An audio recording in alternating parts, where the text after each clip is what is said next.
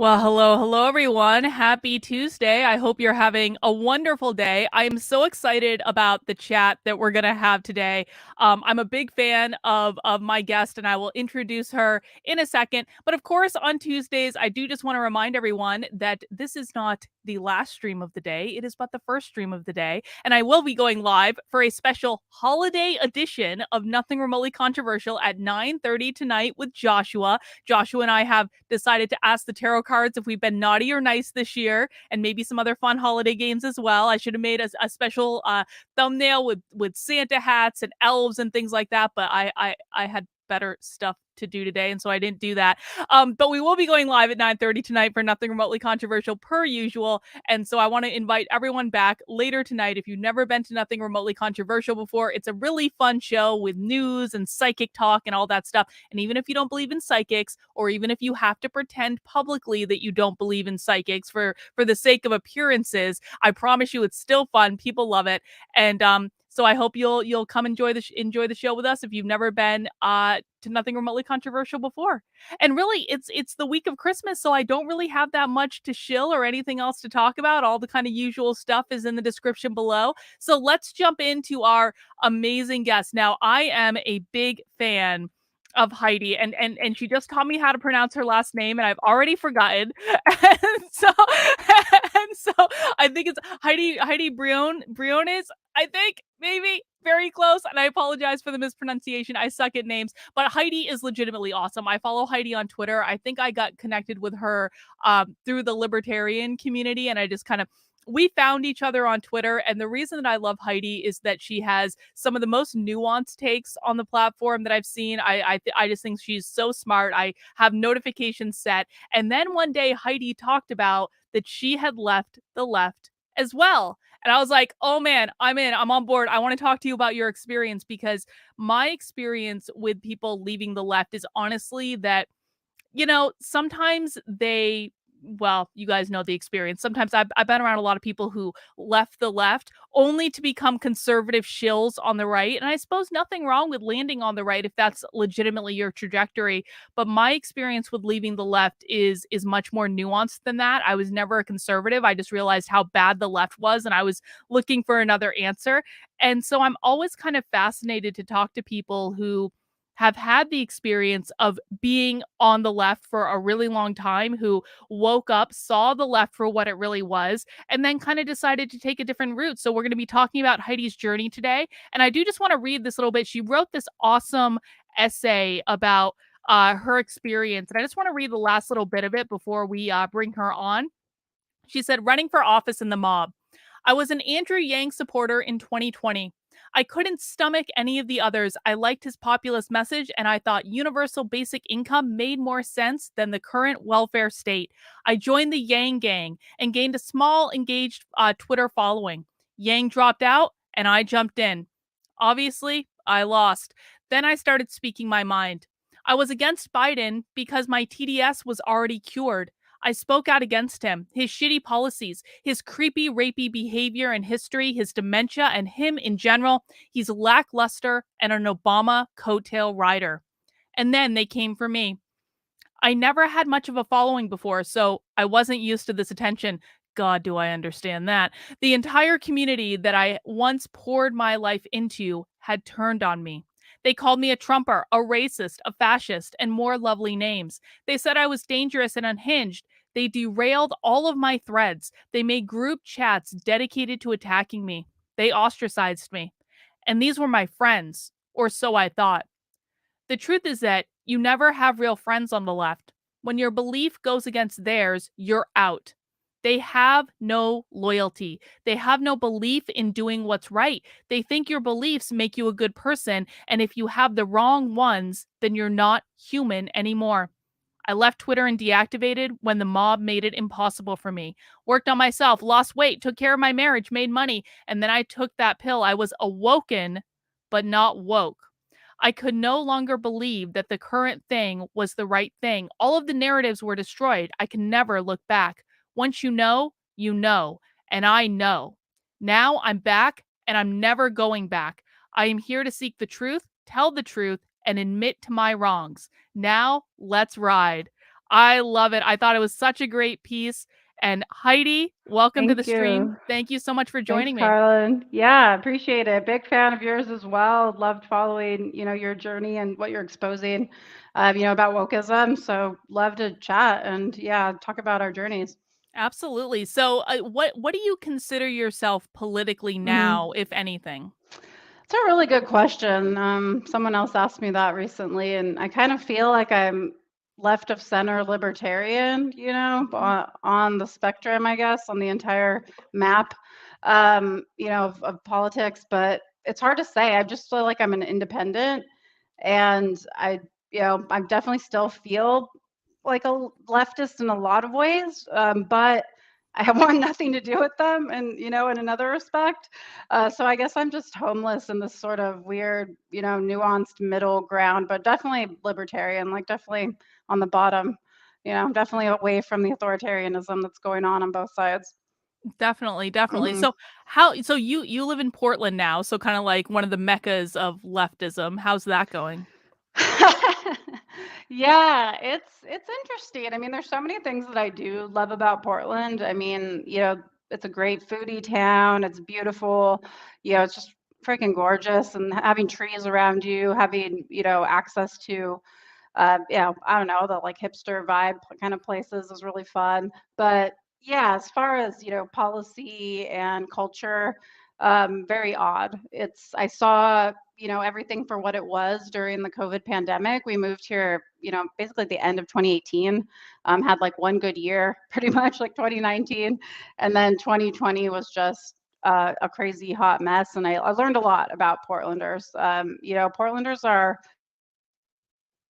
passive aggressive. They're not say something to your face.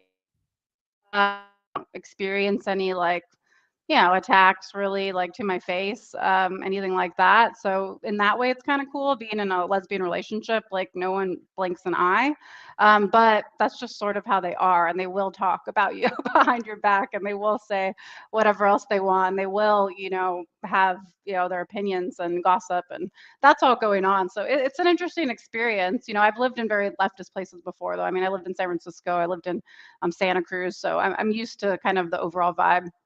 Mhm, mhm. Yeah. And you called yourself a leftist, right? Before?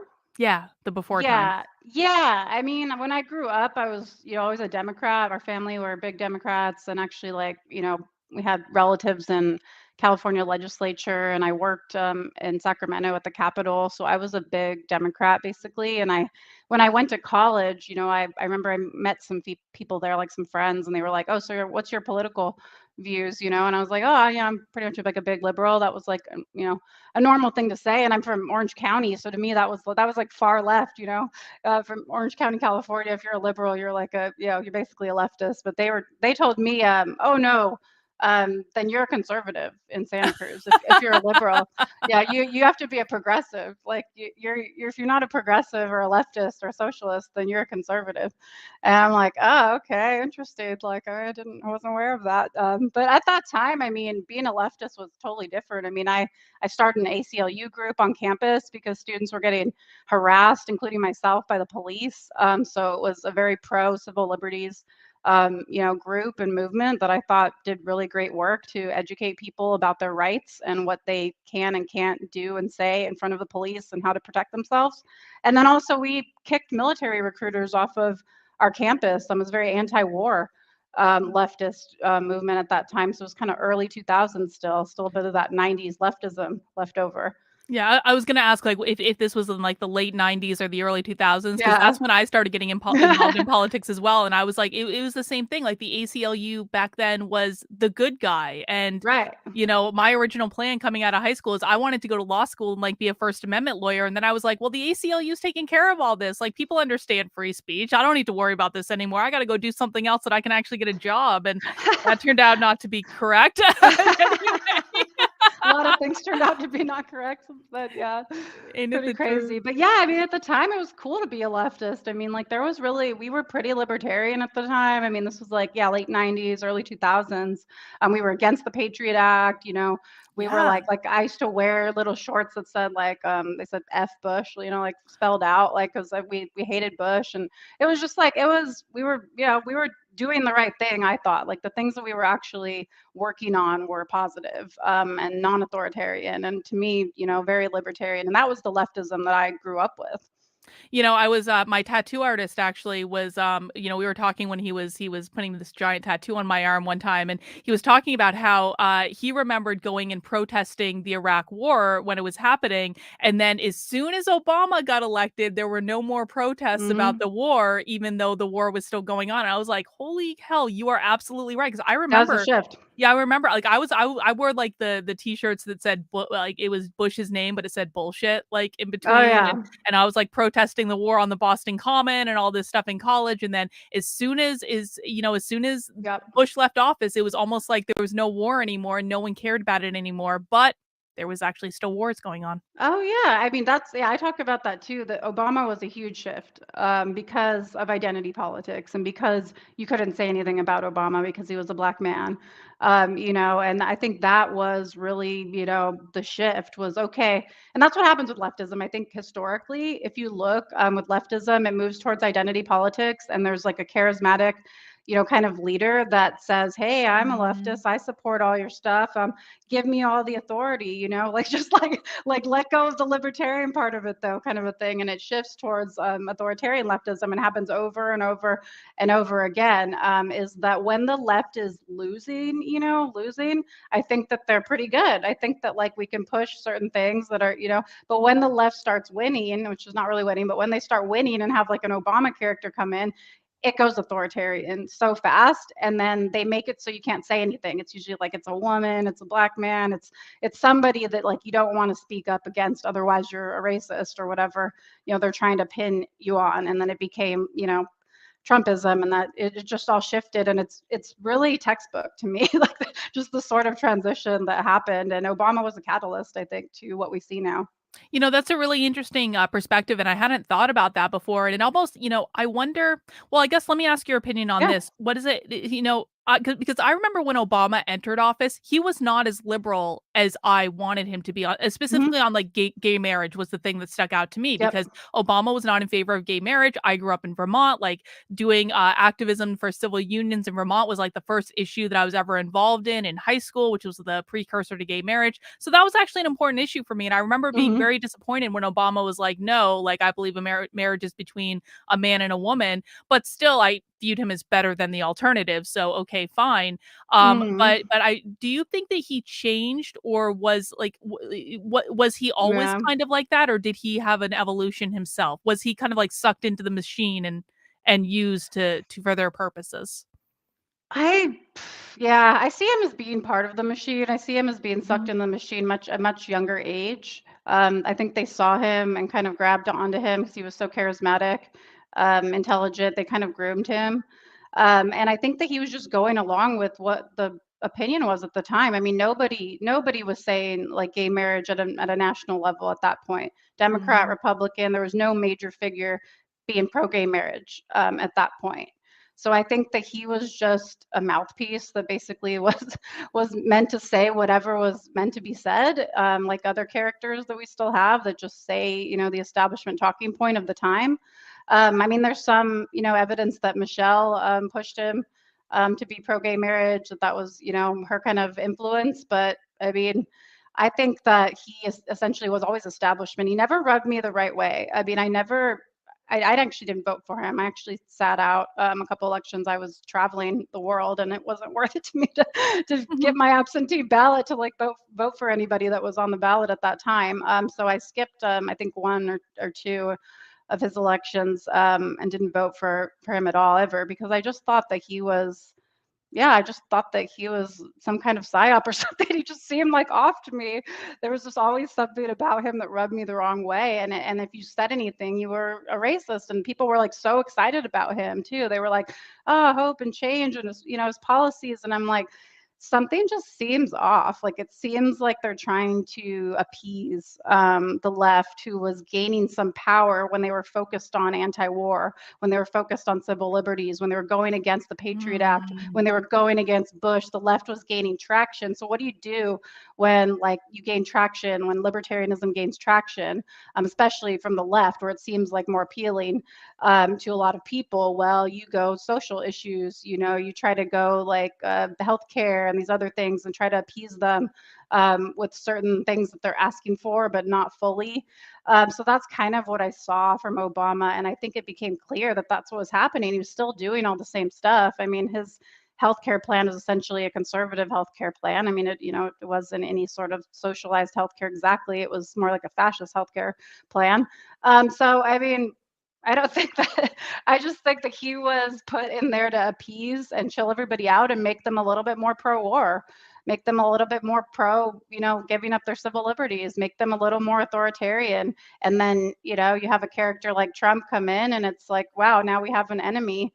But he destroyed the economy for, you know, most of the country. I think that people that voted for him in, you know, the swing districts were lost jobs, you know, had horrible, you know, things happen to them due to, you know, globalization and moving factories out and shutting coal mines and all these other things that happened. Um, were horrible. And that basically set the stage for a populist character on the right.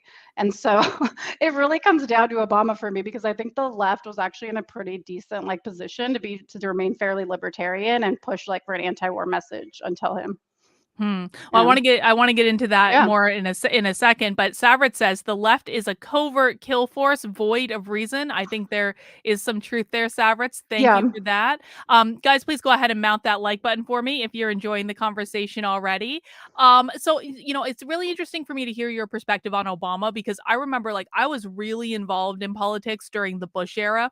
As soon as Mm. Obama got elected, my brain completely shut off to politics. It was like it was kind of like, oh, Yeah. oh, I don't have to worry about it anymore. Okay, the Democrats are in control. I don't have to worry about it. And then I really Right. started just like, That was the point, I think. yeah, exactly. Well, and Because people like you that were pushing for, you know, civil liberties were now chilling. You yeah. know, it's like the whole let's go to brunch thing. It's like that whole thing. It's like the people that would actually have the push aren't interested because they're good.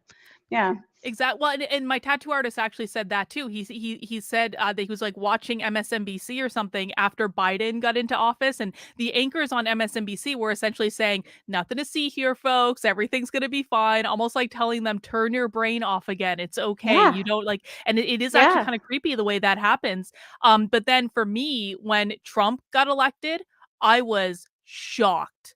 Yeah. I literally had no idea it was coming. I was watching MSNBC like all day, Mhm. every day, like it's gonna be fine. Yeah. Hillary's like, where, That what was that was like for you? That was exactly the same way. I mean, I was still, you know, whatever on the left, a liberal at that time. I actually, you know, cringe-worthy supported Hillary, and that was, you know, where I was at. And I was the same mindset. I mean, I remember everybody was in that mindset. Oh, she's got it. Like everybody just went to bed. Remember that? Like everybody went to bed, Mhm. and like we were like, she's got it. It's fine. We went to bed and woke up, and Trump was president, and we were all just like in complete shock. You know, I remember seeing the SNL skits. It was like a meme. I mean, it was a complete cultural shift that moment. And I mean, for me, that's sort of when I shut off. I actually like was like, oh, you know what? It's I just better focus on myself. You know, I just better kind of focus on what I need to do and like what do I need to do. I was in a really bad place at the time, completely broke. You know, I had just gotten a new job though, and I was like, I'm just going to put everything into like fixing my career and financial situation.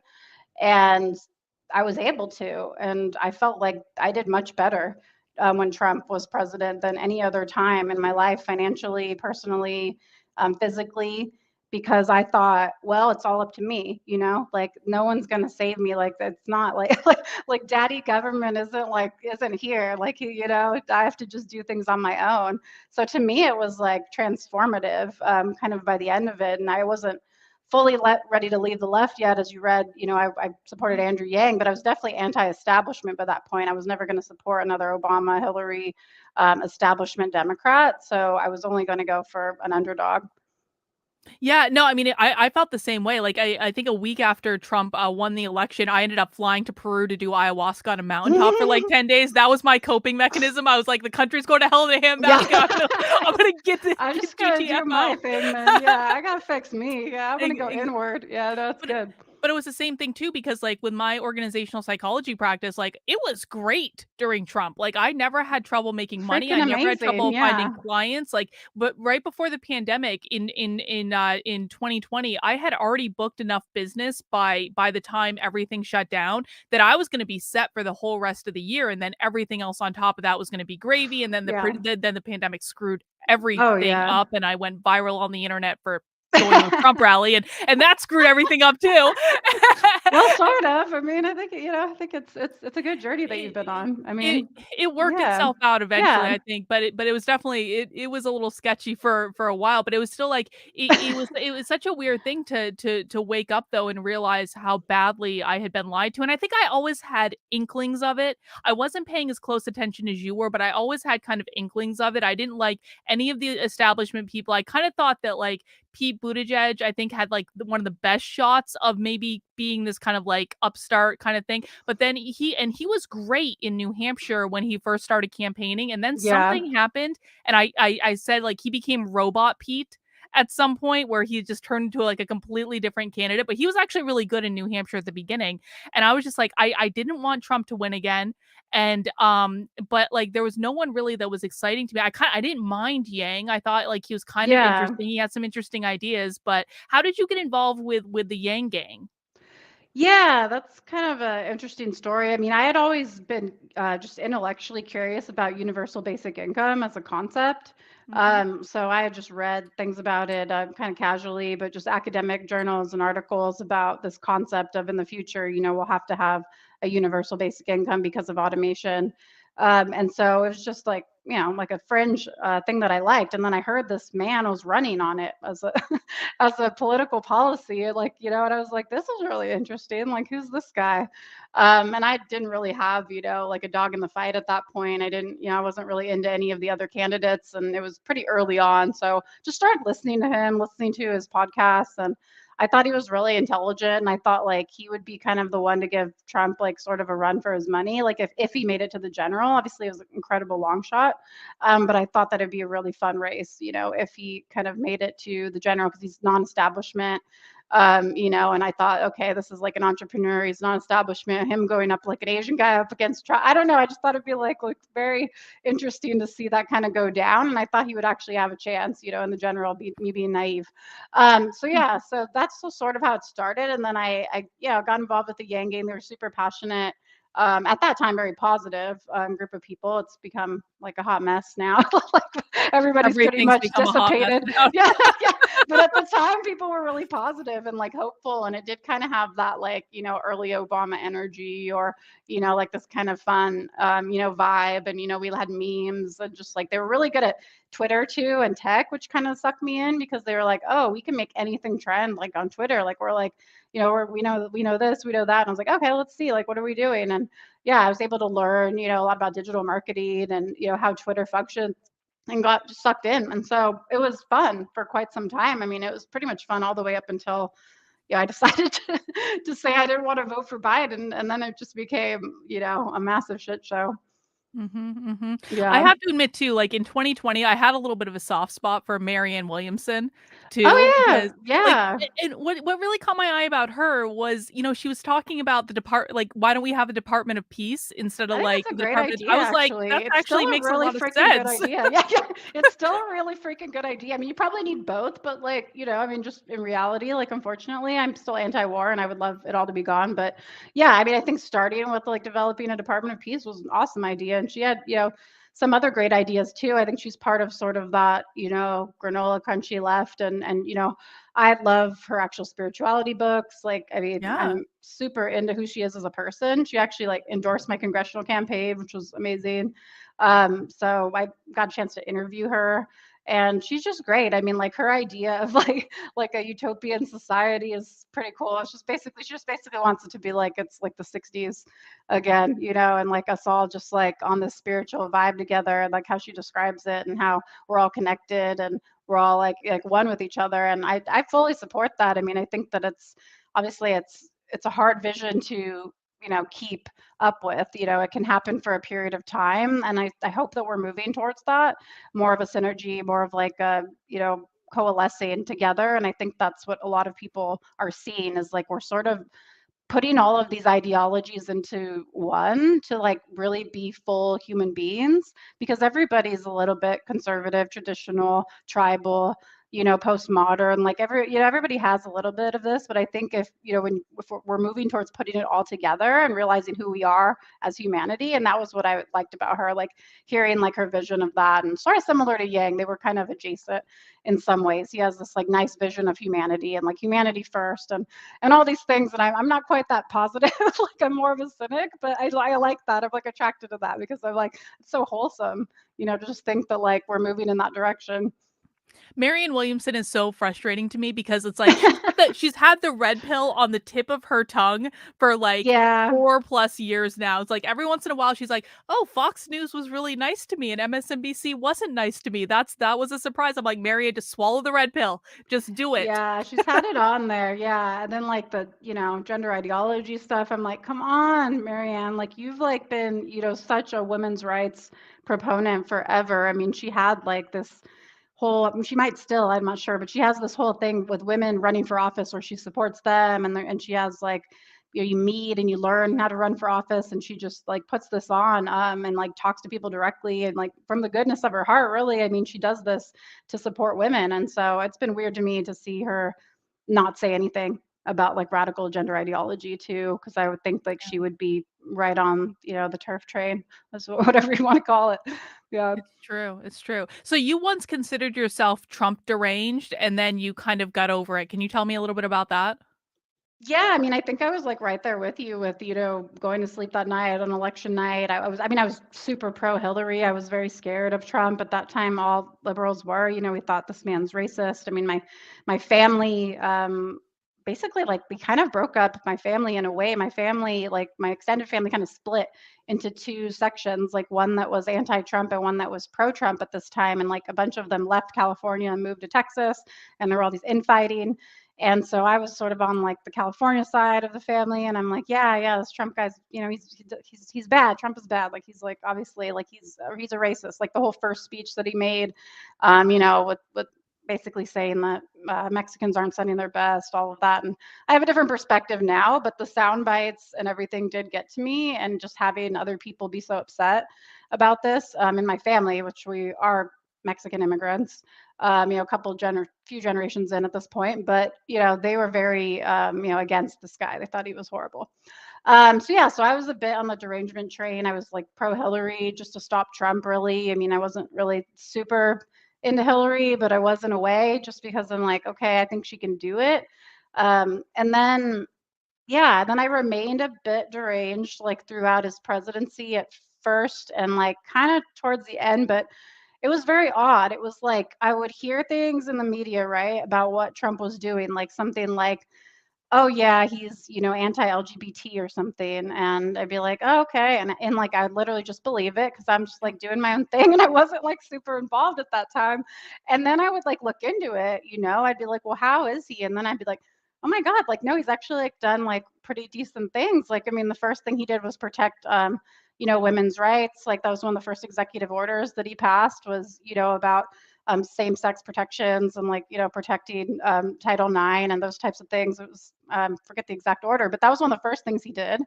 Made sure that, women were protected as a class, like in government. And then he mentioned protecting, LGBT from radical ideologies, from other parts of the world in his speech, which is crazy. Nobody's ever mentioned gay people in their inauguration speech. And then he was doing also great things for like Black people in Black neighborhoods. I started seeing some of that, Oh, like yeah. and then I was like, wait, like where is this guy actually like racist though? And like what, like policy wise, like I get that he like shouts out things sometimes, and like I get that he yeah, whatever. He's not super charismatic in the way that, you know, a politician should be. He just says stuff. But I wasn't finding any real evidence of, you know, actual like racist, sexist, anti-gay agenda or policies. And so being a policy-minded person, that started kind of being like, this is really weird, you know? And then like that just was sort of like my taste of it was just sort of when I started to plug back in because of Andrew Yang and being in that, then I started realizing like, hey, I think I have this TDS thing. Like I think like I actually am deranged about him and this isn't actually factual. And it just started coming out and coming out. And in the Yang movement, actually, that actually helped me too, because a lot of Trumpers were in the Yang movement. They were, you know, Trumpers for Right. Yang was a thing. Yeah, like it was a lot. It was like tons of like Trumpers went for Andrew Yang. And so I started talking to them and they told me why they had supported Trump. And a lot of it was like very populist reasons, like they lost jobs. You know, like Obamacare hurt them, like so many different things like that they were talking about, and how they used to be Democrats, or how they, you know, whatever, they weren't even involved and they just liked his populist message. And then I'm like, you know what? Like this is real people. These are workers. These are supposedly people that the left would normally support, like working blue collar people telling me that, you know, they like this populist guy who everyone's saying is a racist and that they don't think he's racist at all. And I had to stop and think, you know, and that sort of started snapping me out of it. And then I think I was like, you know, completely out of it by the time my election was over. And I was, you know, I was just like, I think he's better than Biden. Like I was just looking at everything and I'm like, Biden has a verifiable history of horrible policies that have harmed all of us. And we can look at it, and Trump, you'll get his policies. And I'm like, hey, I don't agree with all of them. Like, you know, but not as bad. And, you know, if I'm looking at, you know, lesser of two evils, to me, it ended up being that Trump was a better way to go at the end. Yeah, I could not believe that the Democrats, like, screwed over Bernie again to get Biden in Oh that nomination. man. I got like, what a mistake that was, and I think, like, I would have given my left arm to see Bernie and Trump debate. I just think it would have been so hilarious. It would have been like 2 drunken uncles at Thanksgiving getting into, like, a fight Oh or something like yeah. that. It Oh would have been the yeah. best. That would Um, have been really hilarious. And then we uh, missed the opportunity like twice, right? Yeah. I mean, it's like they blocked him twice. they did. You know, They Bernie, really screwed Bernie, man. I mean, I can't believe Bernie's even still a part of it. Like I would just be like, you know, I don't know what they have on Bernie, but like I would be just livid. I mean, I'd be like out of there, but whatever, Yeah, I you mean, know. and I don't think that Bernie would have been the ideal candidate either. I just No. think but I do think he would have been better than Biden if I'm honest about Oh it. I God, think yeah. that, you know, he's always been much more consistent on things that I generally care about, and so I wouldn't have been as upset if it had been Bernie over Joe Biden, who was Oh just yeah. objectively awful and dementia Yeah. ridden, and like, and it was obvious from the very beginning that Biden had something wrong with him. Oh yeah, very obvious. I mean, I think they had him on, I don't know, they must have had him on Adderall or like some kind of uppers, like Oh yeah. during the actual debates and stuff, because he would have moments of being somewhat cognizant, but he was saying like just ridiculous things like kids need to hear words, and like you're just like, what the, like who is buying this stuff? And it's just literally, it was just like, okay, this guy was friends with Obama. We all like Obama because that's what we do. We're Democrats. Mhm. And so then Biden's cool with Obama, and then we go for Biden and we know him. And it's also just straight up name recognition and knowing him and knowing that he's on the team, you know. He's Yeah. on the team. He's proven he's on the team. He does the party line. And that's what Democrats do. They just go with whoever's on their team. And that was sort of a big realization for me, like how tribal the Democratic Party is, you know. I Yeah. always used to see kind of Republicans more like that, because in the 90s, if you remember, like Republicans were very, like evangelical movement was huge, and they were very, very tribal and very like, oh no, you're not a Republican unless you're, you know, anti-abortion or like whatever. Like they had like their strict rules, very tribal. And I didn't really see Democrats like that. We were kind of more like free spirit, like anybody could kind of, you know, whatever, be a part of this. We, whatever, go to Lilith Fair together, whatever the hell we did. And, but then, yeah, it became the opposite. And I became like, oh God, like I hate this. Like I hate, you know, rampant tribalism in politics. I think it ruins anything good ever. And so, yeah, I had to get just get away from that. I Yeah. I totally agree with Yeah. everything you just said. I just want to do a quick pause and take this Yeah. super chat from Savrits, and he says our Thanks. individual self is responsible for detecting and determining what is rogue information and genuine knowledge. It's important to remember in a world of propaganda masquerading as fact, she is bright. I think she is bright too, Savrits. Thank you Oh, for thank the you. super chat. I Um, agree. Yeah. I think, I think where I started kind of getting an inkling that something was amiss with the Democrats, it actually started really early on when Trump nominated Neil Gorsuch for the Supreme Court. And I was Mm, like, I was still in my stage where I was like, Trump is awful. Everything he's doing is bad, like all this stuff. And then he nominated Neil Gorsuch, and I was looking at him, I'm like, this is not the worst person that Trump could have nominated. I was like, we kind of lucked out. Like, this is like, I mean, yeah, he's conservative, fine. Trump was obviously going to nominate a conservative, but he is not that bad. Like, it seems right. like He's not he's like an activist type, like, judge. no. Yeah. And then Yeah. and then like all my lefty friends were like, "Carlin, but he made the Hobby Lobby decision." And they were like all up in arms about that. And I was like, "Hang on a second. The Hobby Lobby decision was about like a privately held company of a very religious family not offering two forms of birth control but offering 16 other forms of birth control on their plan that people could choose from." And it was like my friends were constantly overlooking the fact that Hobby Lobby like was offering birth control to their employees, and they refused to acknowledge it because they didn't want to offer like two different forms of it. And I was like, 16 forms of birth control are more than enough options. I'm sorry. I had 3 Right. when I got on birth control in college. Like, 6, if you can't pick from 16, you are just being irresponsible. And so I was like, everyone's freaking out. This guy's not that bad. Like, the Hobby Lobby decision is not as you're describing it. Like, why are you guys all freaking out? And it was like Yeah. it was like they wouldn't listen though. No. Yeah. Total cognitive dissonance. Like, it's just, yeah, it was very odd. I mean, people really were willing to not look into things like at all. And even if they did, like just reject that evidence, like even boldly placed in their face, which is how I realized it was TDS was a real thing. Like it's because you'd be like, okay, well, why do you think that? And they'd give you some, whatever, some point, and you'd be like, okay, well, let me show you like the actual policy or the actual facts behind it. Like this is actually. Oh, and I just like wouldn't care. Like it was just like, yeah, but he's a racist, or he's like, it's just like, but he's Hitler. Like it was just like just crazy. And you're like, okay, so like we're not like living in reality here. We're not like actually working with logic and facts. We're just working with talking points. The media is pushing, certain topics on you, and you're just being spoon fed it. And that is not a leftist thing in my view. Actually, I went to UC Santa Cruz and I had a degree in politics, which is like about as lefty of a political science degree you can get. 'Cause it's not political science, it's politics. It's just philosophy, essentially. Oh, And wow. yeah, so it's politics for a reason. It's not political science. You're just reading like Marxist theory and Hobbes, Locke, and Rousseau, and like I mean some really great stuff too. But that being said, the first class that I took, it was in summer school and it was an elective, and it was called the Media and Politics. And this is, very left-wing professor, left-wing TA.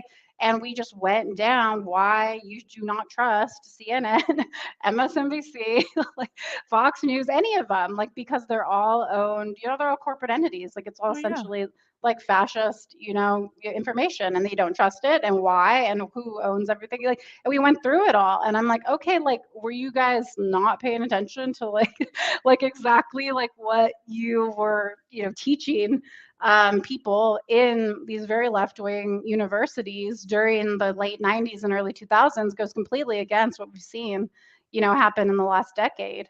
And it's just like you don't trust the mainstream media. They're corporate media. That's a very leftist position and always has been. And it became, oh no, it's fine. You just listen to whatever CNN and MSNBC said about it, and you just let it go. And I'm just like, this is not the left that I knew. I can't be a part of you guys. I can't be on this team. I mean, it's a really big black pill to swallow when you realize that people that you thought were principled people that kind of understood that you'd always had conversations with about this, and then they behave in direct antithesis to everything they've ever said because it suits their political tribe. And it's like, wait a sec. It's like, a line that, I love the movie The Contender, like that political movie from like the early 2000s with like the woman VP that gets nominated or something like that. She has to Oh, go through these okay. confirmation hearings. And what happens is essentially like they start leaking all this stuff about her personal life, insinuating that she did all this crazy sex stuff in college, and she never speaks out about it. And at the end of the movie, and she ultimately ends up like being exonerated, but at the end of the movie they ask her like, why didn't you ever speak up and offer the evidence that you had? And she said, well, I don't believe that these things are okay to talk about. I don't believe you bring your personal life into these things. And if it's not okay to talk about for you, it's not okay to talk about for me. And principles only mean something when you stick by them when they're inconvenient. And that Mm-hmm. line has like always stuck in my Mm, head. And I've thought about that a lot every time, I see someone, frankly, on the left or the right go mm-hmm. in direct antithesis to like what they pledged or what they claim to believe, and then all of a sudden they're acting in direct dichotomy to it. I'm like, these don't really mean anything to you. Yeah.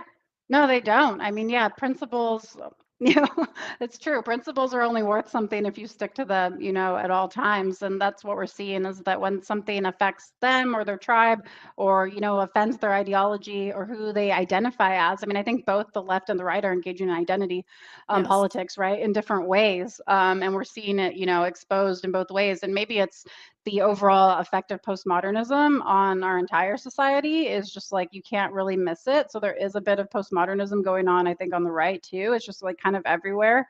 So maybe that's it. Maybe it's just like whatever you think is like true or right is just relative. It's all relative. I mean, that's another class that I took like when I was new in college. This was in community college. The first class I took was sociology, and I think the first topic that we hit was cultural relativism. And this was, this was in Orange County. It was like kind of a conservative community college. And we were talking about, female genital mutilation, in countries. And the overarching theme, like from the professor, was that, yeah, well, it's all relative. You can't, you really can't tell somebody in another culture that what they're doing is incorrect, and I'm thinking like, you can't, like, what the hell are you talking about? For real. For like, real. like, yeah, you can. Like, there's right and wrong. There's always right and wrong, and there's always like, a principle and a line, and like you have to hold that. And no matter what's going on, you support that. And that was, always my thinking is just like, well, who are you, and what do you believe, and what are you seeking? And to me, it's like truth. I want to like find the truth. I don't want to just, go along with whatever is going on. And I've always been kind of like a go against the grain with anything because I think, well, if everybody's going this way, I'm really going to question that. like it's Right. time to step back and be like, why? Why is everyone going in this direction? Let's just take a look. Let's look back at the map. Let's look at things that we know. Let's look at the facts and be like, well, actually, according to everything that we know, we shouldn't go that direction. So let's try to get some people to pull back and, maybe we lose others, but I'm not going in that direction. I'm not going to go the wrong way just because everybody else is. And that's just sort of something I've always believed. Even when I was a small child, I would always try to go against what was popular, as long as it fit like what I thought was correct. It's not about what's popular. It's not about what the tribe is doing. It's not about what everyone's doing if it doesn't make sense, if it's not right, if it's not true, if it goes against everything that you stand for, then it doesn't matter.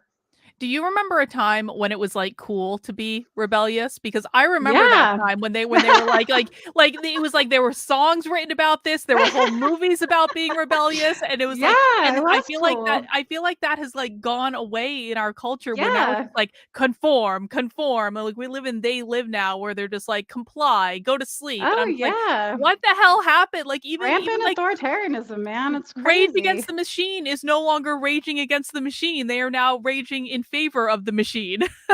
Right, and that's the thing is like that's kind of what like makes me think too because it's like but like I was saying before like when the left is losing in a way, when we're kind of the underdogs or like when we were the underdogs or I mean I'm not part of the left anymore, but just being in that mindset, I felt like yeah, we're the rebels. We're going against the establishment, we're standing for freedom and for whatever like social rights, all these things like that, human rights. And then as soon as we get like a tiny bit of a win, like, and I think that was the Obama era or gay marriage or these little social, wins, then suddenly we're all like, like suddenly we're all authoritarians and we're all just like, no, like that's not like you take the win, and you assess and you say, this is great, but we don't keep going if it's not, the right path. And I think like that's part of it is that like there's no breaks so that's like one direction of the left where it's going too far left.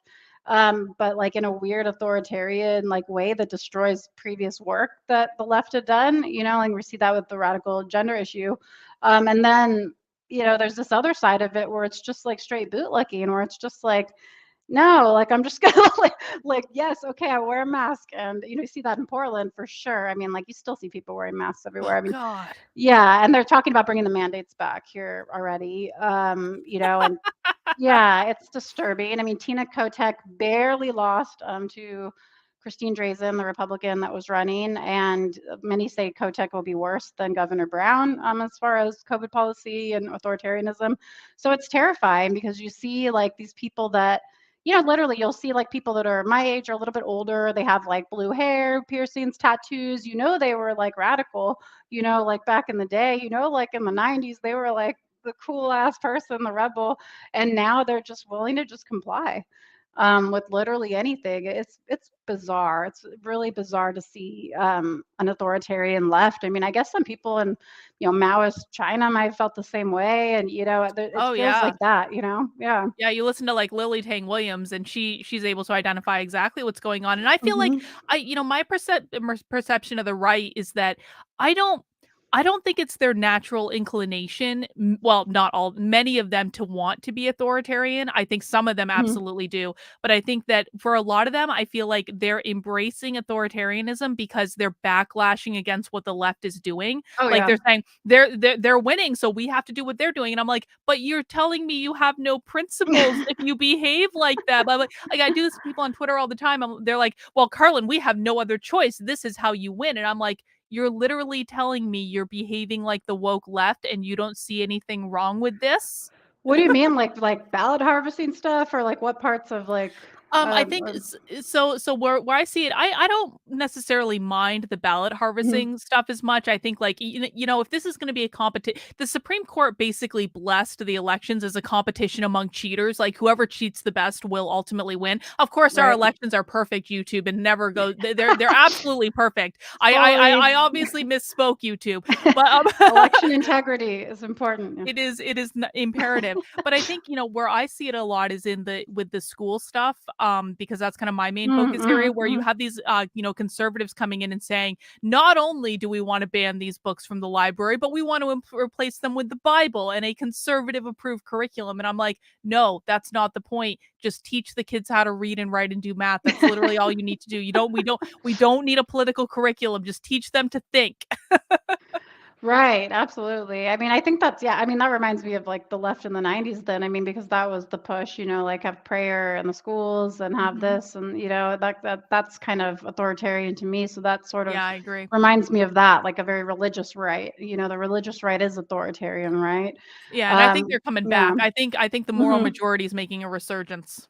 Yeah, because of the culture war. And then that's like also my problem with the left. I'm like, you morons, because you lose like in the culture war. Because like if you're gonna take it like that far to like, kids at drag shows and all of this like horrible stuff, then you lose.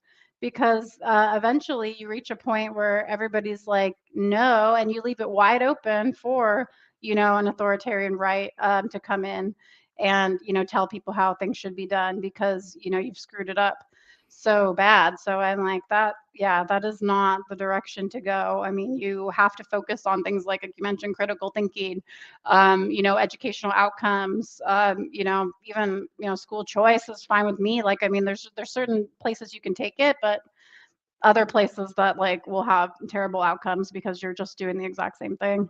Mhm, mhm. Yeah. I wanna take a couple, super chats here. Yeah. Savrit, thank you again. Weaker psyches suggestible to deconstructionist ideologies. They project onto others, believing it to be real, creating it from nothing, placebo magic. I agree with that, Savrits.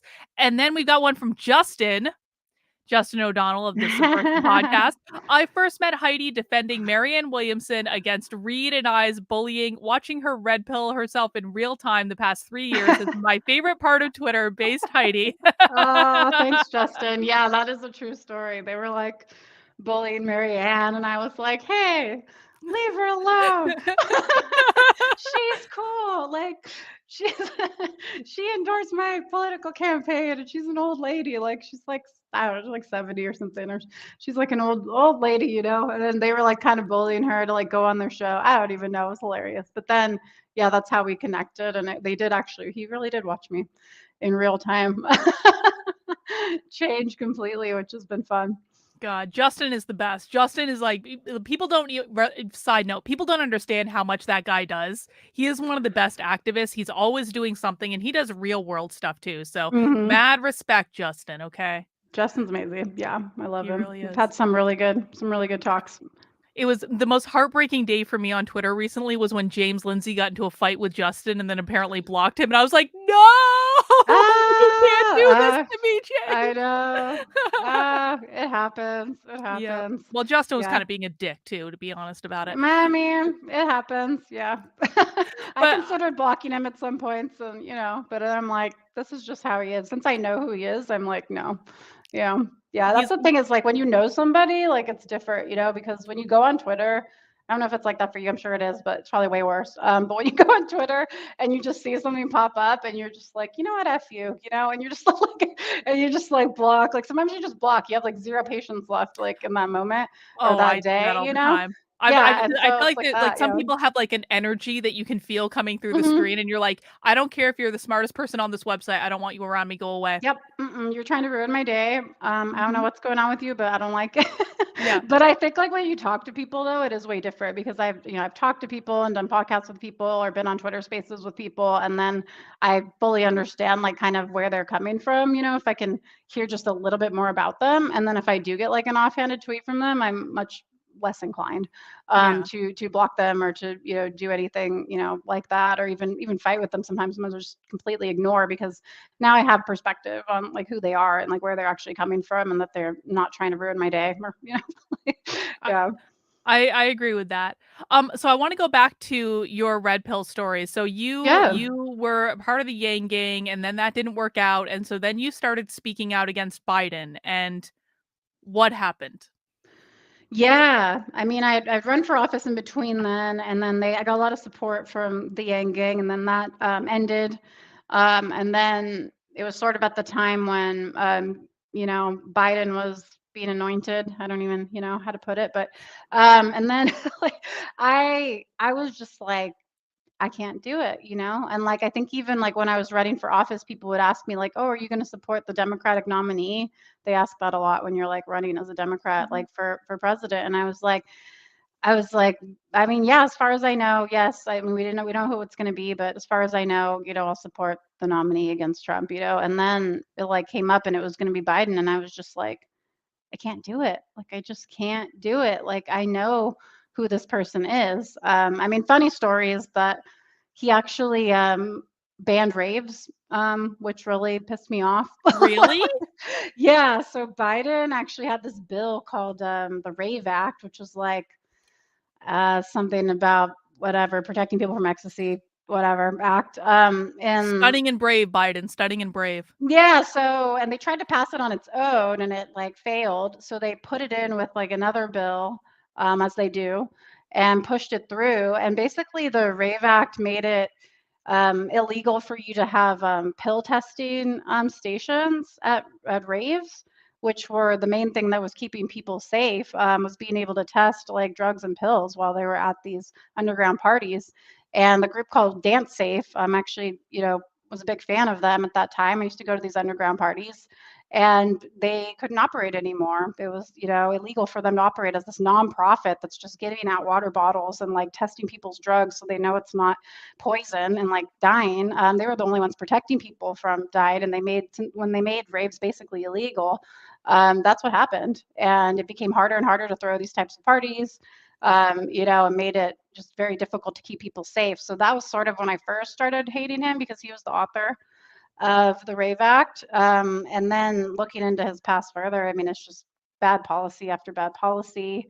Some actual racist like rhetoric and actions and just hideous stuff in this guy's background. So I couldn't really support him, and so I started saying so. I'm like, you know what? I'm not voting for Biden. I don't know who I'm voting for right now. I'm gonna either write in Yang or I'm gonna vote for Mark Charles, who was this like offbeat guy writing. He's like a Native American who wanted to like change the whole Constitution. Like he had some crazy ideas, but I was like, I'm just gonna vote for like anybody but Biden at that point. Like I'm just over it. And so I started speaking up, and then I started getting like full blown attacked from the Yang Gang. Like, and that was most of my followers. So it'd be like I'd post Oh something, and man. it'd be like totally ratioed. You'd be like 500 comments and like 5 likes kind of stuff. And I'm like, I mean, I don't really know what to do here. Like, I either like nuke my account, or I start like blocking these people and like, trying to like build a different community here.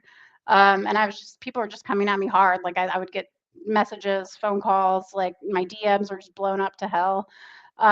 So yeah, I mean, I really had no option but to like start blocking like all of these people, which just made it even like worse at first. I mean, eventually it made it better, but I started like blocking people, and then it was just I found out that there were these DM groups that are just about me, and like finding my tweets, screenshotting them, posting them like everywhere, and I'm just like, literally, who cares? Like I have like 2,000 followers, and like it was just like I was this big celebrity because I went against the grain and was like, now I'm a Trumper and all this stuff. And like, it just, yeah, it made me just be like, this is it. Like, I am so done with you guys, because we literally were friends and we were talking to Trumpers like a couple weeks ago and trying to get them to vote for Andrew Yang.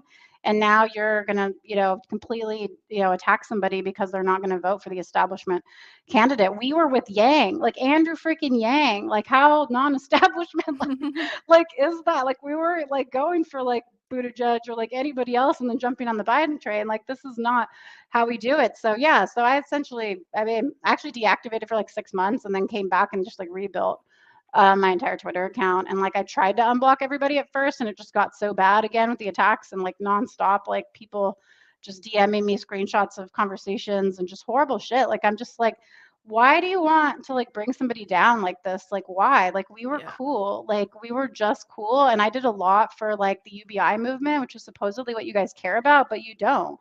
That's not what you care about. Like, you're just more establishment shills. And I never was that. Like, I'm not that. Like, I've always been a rebel.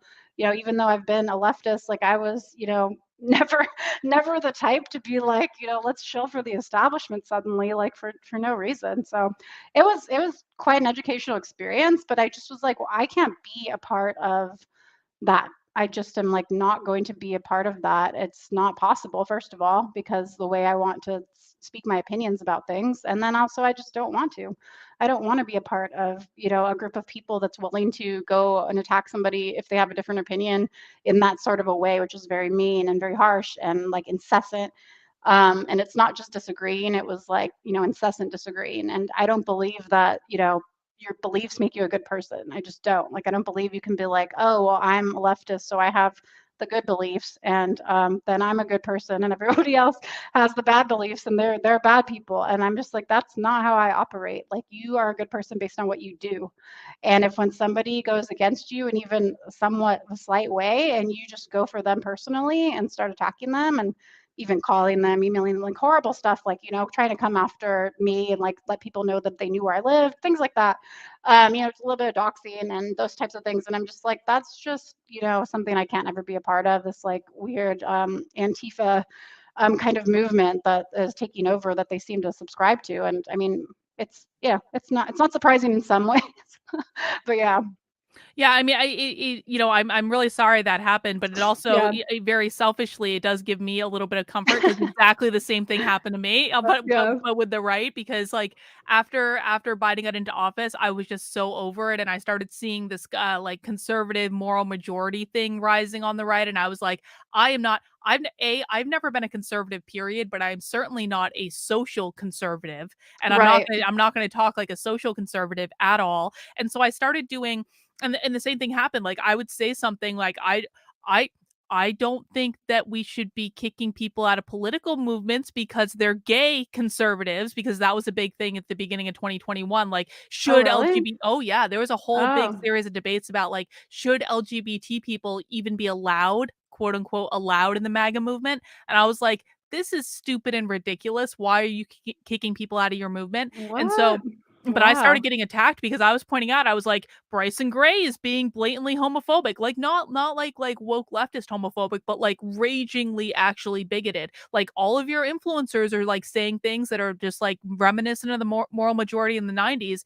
and I would get attacked incessantly over this. And so Mm. how I kind of handled it, and this may have not been the best decision in retrospect, but it's what I did at the time, is I would, if I started getting attacked, I would go on absolute Twitter storms about these things. I'd be like, and let me tell you this, and I would let all my feelings out on Twitter, like saying, you are Oh wrong yeah. about this, you're wrong about this, you're wrong about that, you're right. These things Mm-hmm. would last sometimes for days at a time.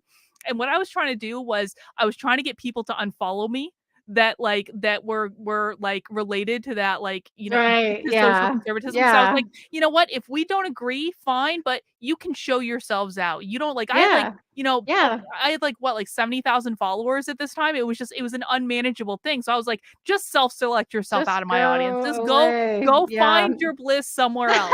I And did kind of the same thing though. I think you have to. I'd be like, hey, like I'm just gonna poke the bear right now, you know? Like yeah. I'm just gonna be And it's like, kind of fun too, yeah, for honest. yeah, yeah. You're It's a like, little bit fun. oh, by the way, Donald Trump isn't. I think I had one tweet that was like, Donald Trump wasn't that bad, and I'd rather have Joe Rogan as a doctor than Dr. Fauci, and I would just like go on like this list of like offensive things, and like those tweets would like blow up, and like yeah, people would unfollow me, and like it would just get crazy. But like I totally get it. I mean, that's like sometimes just want to poke the bear and see what happens. Yeah, no, exactly.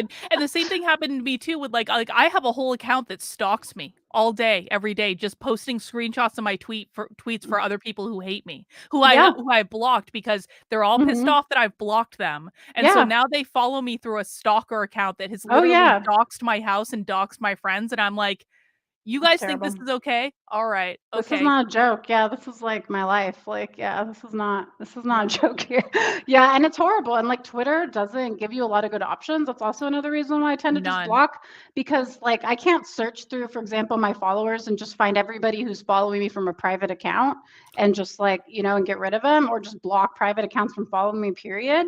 Because I have tons that I'm just like, I don't know what the hell this person is, like this random anonymous private account like that only follows like 3,000 people Mhm. and has no followers. I mean, I don't really want this person following me, but I have no way of filtering and finding all of those. Like once you get past a certain amount of followers, it's like impossible It's not to a keep it. tenable situation. Yeah, Yeah. it's just like I can't do anything. So if I see something, I just I just block it because I'm just like it's so much easier and faster. And people are like, oh, you could mute and da da da, and I'm just like, I just don't have time for that. Like I don't even like, I don't want Yeah, anybody to see like this. So I don't want it on my feed because like I look at it as a community.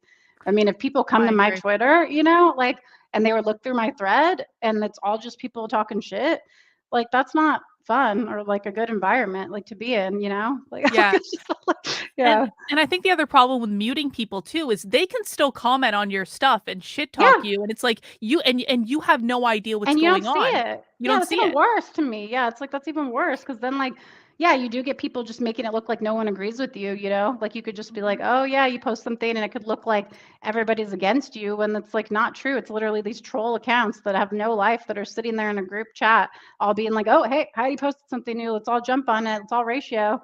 Like, let's go." And you're just like, these are like losers that have no life. Like they shouldn't even be in the conversation.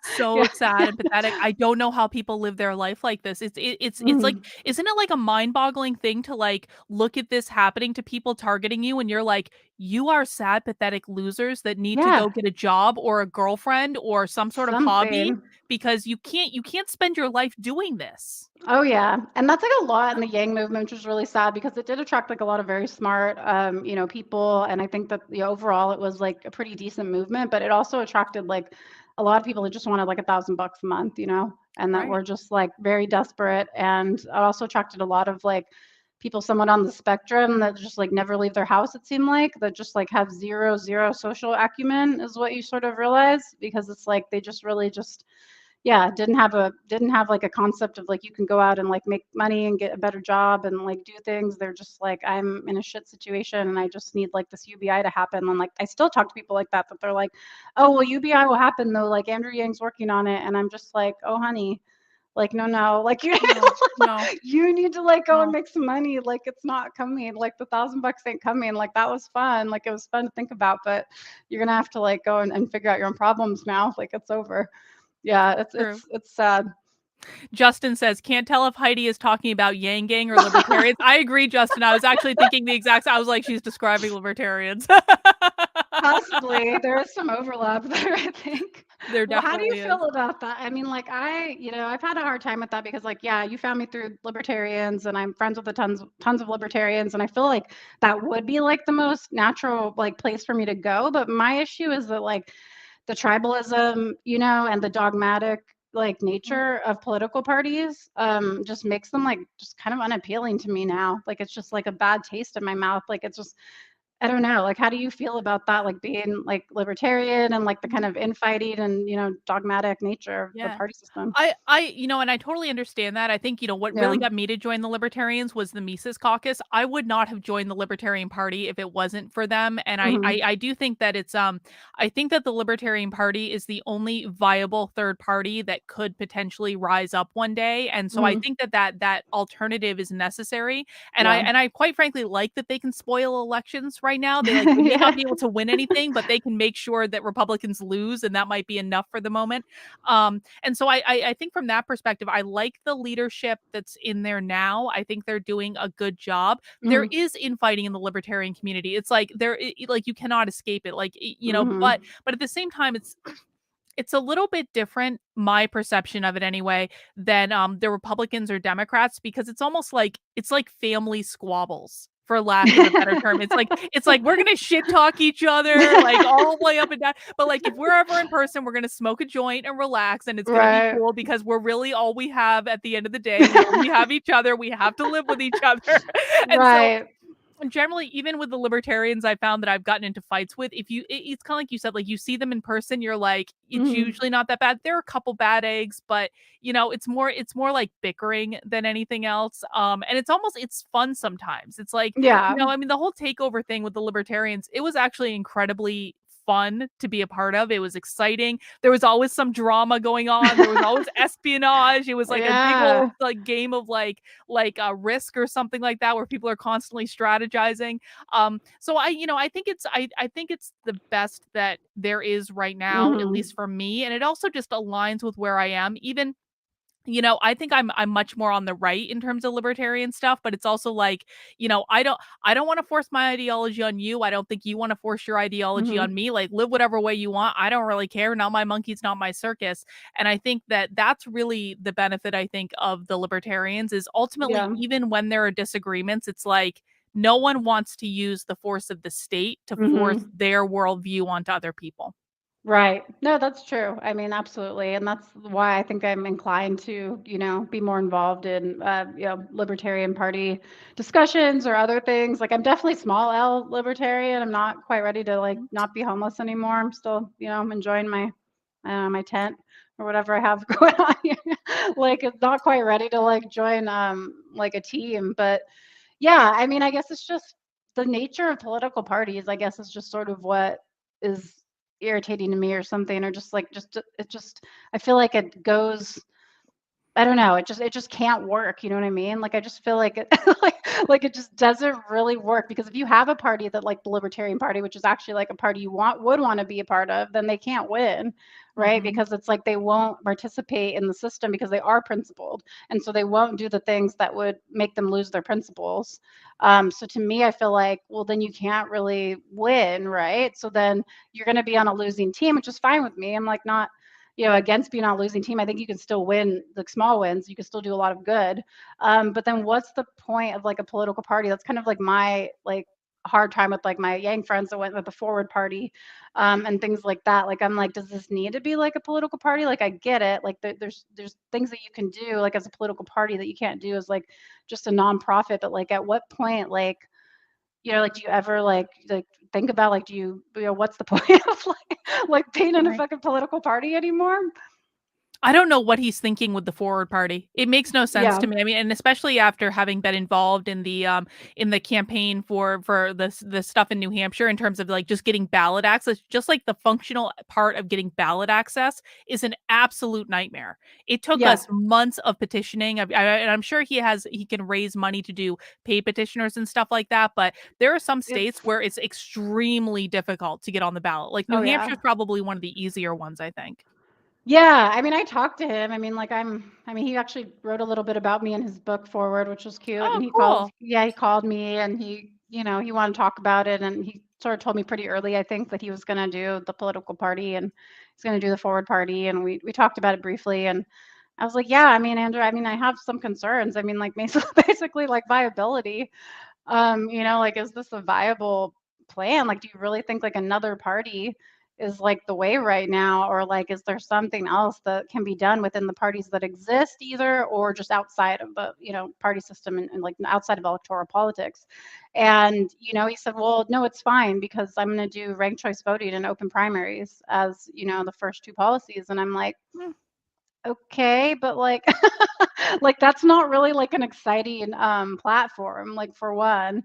And I mean, open primaries are great. I have some concerns about ranked choice voting. I don't really think it gives the outcomes that people think, and even a lot of people, on the left agree, and they're for other voting systems that are, I think, more effective and easier to implement. So yeah, my concerns are, are that, and then also he's doing the same kind of thing with like the humanity first was the message of his campaign, and now he has like grace and tolerance or something as one of the party platforms. And I'm like, okay, but like you need to take a stand sometimes, like is my main yeah. problem with that kind of shit. Cause it's like it's always just about being nice to everybody. Like that doesn't work, like because you need to take a stand. And I was disappointed that, there was no stance on COVID, for example, really from him at all. I Right. mean, he seemed to be kind of pro, whatever, the branch Covidians seemed to be kind of on that team. And there wasn't really stances on, like the gender issues. I mean, there's just been, if you don't make stances on major issues that are going on in society when we're in literal wars and culture wars, then you have nothing to stand on. And Yeah. that is what I do like about the Libertarian Party is not being afraid to take a stand on issues that pop up, even if there's disagreement within the party. People in general are willing to at least say how they think about it. You can't just say, oh well, like I'm just going to say nothing about Yeah. major issues that are going on currently. And the party platform, I think, is very clear on most issues too. I mean, I think like if Andrew Yang can Yeah. make the Forward Party work, more power to him. I just think that it seems to me that he hasn't thought through all of the details yet. But I would love to see headway being made in terms of ranked choice voting. I think that would honestly be great. I mean, it's not a perfect solution, but I think it's Yeah. I don't know. I think it's probably better than what we have. Yeah, somewhat. I mean, I think that the problem is mathematically it has the outcomes, are unexpected sometimes, which is the problem. And I think that actually approval voting would be easier both to implement and also to, Hmm. just have the outcomes that you want. So essentially you would just, circle whoever you approve of. Rather than first past the post, or rather than having to rank them and have these instant runoffs, you just basically whoever gets the most actual approval from voters. Because I mean, there's plenty of times Oh, where I could that's an approve of interesting multiple idea. people, right? Yeah, because I could approve of multiple people. I could be like, oh yeah, I mean, I'm fine with any of these three, but I just don't want these. And then whoever gets the most, general approval. So there's other voting systems that I think he could have gone with, but ranked choice voting had like I think, some more steam and some more people behind it already, and it already won some victories in a few places. So I think that's why he went that route. But open primaries, I think, is almost more important. I think that closed primary system is like horrible. I mean, I experienced it here in Yeah. Oregon, and you just have no chance at all. Like if you're an outsider candidate up against an incumbent, there's absolutely No. no hope for you. Yeah. No, I tend to agree with that. I mean, so I guess we'll see. I tend to be at this point. I'm honestly pretty. I'm a little bit black pilled at this point. I'm like total like Burn it down. elect Democrats to everything, accelerationism, burn it down, burn it down. It has to get worse before it gets better, sort of stuff. But I Wow. I basically am at the point where I'm like, the most entertaining possible solution is kind of the one I would like for the moment, because New Yeah. Hampshire is going to secede at some point anyway. So whatever, you guys have fun, and I'll laugh and eat popcorn and just watch Yeah. the whole thing Well, burn. yeah, exactly. New Hampshire. Justin keeps trying to get me to move to New You Hampshire, need to and we move to New Hampshire. we Everyone kept needs to having move these to New fights. Hampshire. Yeah, we keep having these fights about it because I was like, "Well, you guys don't have legal weed," and he's like, "Well, yeah, but." We're gonna get really close. We're gonna, like, there's actually a bill right now that the Democrats and the Republicans have come to some sort of agreement on this bill to try to pressure our governor into actually signing it. So Yeah. that might be changing very soon. Okay, interesting. I mean, I thought Yeah. that like one of the reasons why you didn't have it is because like the libertarians didn't actually want that. You kind of like having like a black market in a way, right? Isn't that There kind of an argument or there is that. The yeah. libertarians seem to be behind this bill, though. Okay. They're pushing it pretty hard. So I Okay. think it seems like everyone is in agreement except for possibly our Republican governor, who has said, "Over my dead body will I sign the bill Oh legalizing weed." gosh. But Oh he might gosh. be peer pressured into actually doing it. And the Party thing, pooper. Yeah. exactly. The thing is too, is like Massachusetts is like right there, and so it doesn't make sense for it not to be legal here. Right. No, absolutely. I mean, it makes no sense. That's one of the things that was holding me back. There's like, I'm like, well, first of all, it's like literally the furthest state possible. Like for me, like it's almost Maine, you know. And then it's also like, you know, okay, well, I just have gotten really used to like, you know, You should having come to legal weed Pork everywhere. Fest. I know I want to so bad. That's the plan actually. I showed it to we were too late this year. I showed it to my wife though, and she was like, "Oh my God." She's like, "We need to go to this. Like, this actually looks amazing. Like, It's why have, you know." it's so fun. You have to come. They're doing a big 20th anniversary thing like this coming Oh, year, and so okay. Yeah, I we know gotta like make it Carla happen. wants to go all out. It's gonna be so I'm gonna be there all week. It's gonna be great. Okay, well, I gotta make that happen then. I'll figure it out. I want to speak on something too. Try to find a topic or something. Yeah, Yeah, yeah, I'm be fun. sure. Savrit says the entire social cataclysm has been crafted beautifully and being acted out by the masses. I can never answer this properly. How do we stop it? Heidi, any thoughts on how we stop what's coming? I don't think you can. I mean, I think that humanity and civilizations have generally been cyclical. And I think that we're at like the precipice almost of, you know, we've been in crisis for quite some time, about 20 years. You know, there's been an unraveling, and, you know, if you believe in kind of the generational theory, but I think that we're at a kind of point where there's going to be something major that happens, probably war, Yeah. probably world war. And then I think that then generally after war comes a time of optimism and prosperity. And, you know, basically like the baby boomer kind of effect. And then it starts over again. And I personally don't know if there's anything we can do to stop the natural cycles of life and time and humanity if they've been going on for quite some time. So I think we just have to enjoy the ride in a way, and just have, you know, as much fun as we can, because I don't think you can stop something when it's, you know, an immovable force or whatever, or like an unstoppable force. I think that it's just going, and we enjoy the ride and we do our thing, and, you know, we keep fighting for what we know is true, and, you know, we keep fighting for liberty.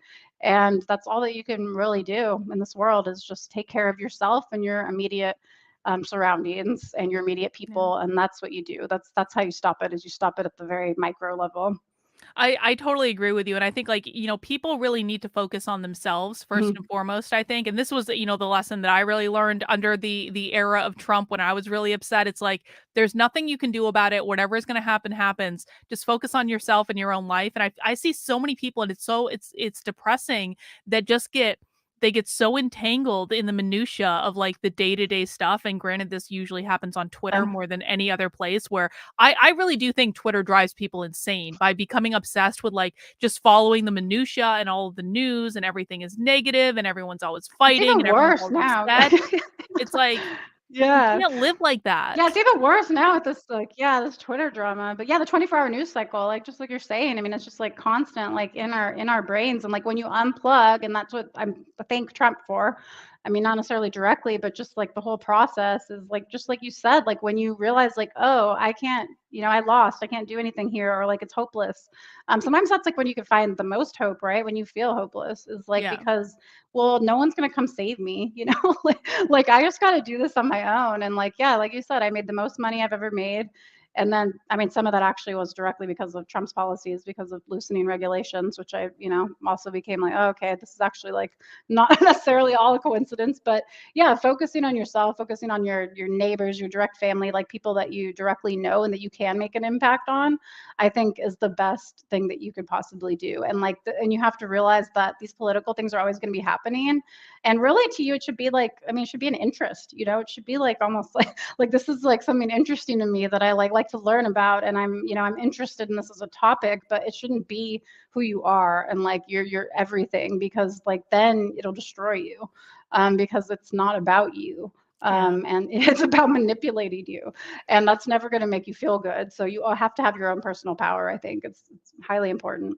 Yeah, I write about this in my book, but I Yeah. think there are basically two types of people in the world. I think there are people who are creating things, giving value to the world, building something, being of service to other people. And then there are people that are destroyers who maybe because they don't feel like they have anything to give the world, they focus all of their energy and attention on destroying things that other people are doing. And it's like if you have Hmm. to be one or the other, try to create something and build something that you're going to at least find fulfilling and interesting. And that can be a public thing or it can be a private thing. It doesn't really matter. But I think that all these people who just focus their attention on just like being reply guys on Twitter or just like, posting nasty things about people all day, every day, that's not a fulfilling experience. And it's going to come back to haunt you if that's what you choose to do. Oh yeah, no, completely agree with that. I mean, I think that we were put on this earth to create, and we have everything that we need to do it, and it's already there. And so this idea that they're putting in your head that you're too small, or like you need the government, or you need, something to save you, or you need some politician or some policy, and then everything will just be great if you just have healthcare or something. Like it's not like that's not how this works. Like you already have everything at your disposal. Like if you even knew, like that you have everything in your general little local area, and like localized is, the best. So if you have all the resources already. They don't want you to know that. They want you to be Yeah. fully dependent on them. And we saw during COVID why. Because if you're fully dependent on them, when shit goes down, they can fully control you. So you have to remember that, like, yeah, you can create any reality. I mean, I learned how to grow food this year. I didn't know how to do that before. And why did I do it? Because I don't know if I'm going to have always access to like grocery stores, like with everything that's going on. And so I realized, okay, I can no longer rely on the system to support me in any way, whether private or public. That it comes down to you, as a person, and what can you create, and what can you do, and what value can you bring. So yeah, I completely agree with that. Awesome. Awesome. Well, as we wrap it up, Yep. Justin says, I will get Heidi to do DMT with me. Justin, I want to do DMT too. Why do you That just got to sounds invite good. Heidi? Well, we can all do it. I mean, right? It's Pork Fest, It's right? Pork Fest. We can all do DMT, Justin. Yeah, Um, why not? Yeah. We can all do Joe Rogan. Yeah. exactly, exactly. Heidi, thank you so much for this chat today. Of This was course. so great. It's so nice to talk to someone who's been on a similar journey. And I don't think there are many of us out there that have had this type of experience. And so it's like we need to connect and support each other through these things sometimes. And is there anything else that you'd like to touch on while we're here? Yeah, I mean, it's been a great talk. Yeah, same thing, Carlin. Like, Carlin, big fan, and just love, your journey and watching it. I think maybe, we're on we're on similar paths here. And I think anybody that feels that way, that you understand, I think what, we're saying, I think that we need to stick together and kind of, support each other, in the best way that we can. So I would say, I mean, just stay connected with me if you'd like on Twitter. My name's right there. Would love to have you follow and keep in touch with what I'm doing. I am like crazy busy. Like I have to start a business this year Mhm. called Lady Polaris, where I do sales and marketing consulting. And I also work in sales full time as well. So I'm not like a full time, creator necessarily, but I definitely would love to connect with other people that are like minded and that want to basically keep us free and are liberty minded in any way. So let's connect and stay in touch. If you enjoy the conversation we've had, I'd love to hear from you. Awesome, awesome, and Yeah. guys, Heidi's information is in the description below, and so I hope that you will connect with her again. One of the best follows on Twitter, and so I'm really glad we got to speak in person. Heidi, thank you so much for this chat. Thanks, Carlin. It's been awesome. Yeah, can't wait Yeah. to come back. Have a great night. Absolutely. Anytime, anytime. All right, guys, that's all we have for right now. I'm gonna wrap it up, but remember, I'll be back at 9:30 tonight, and we'll do nothing remotely controversial. So mount that like button on your way out the door, and we'll see you guys soon.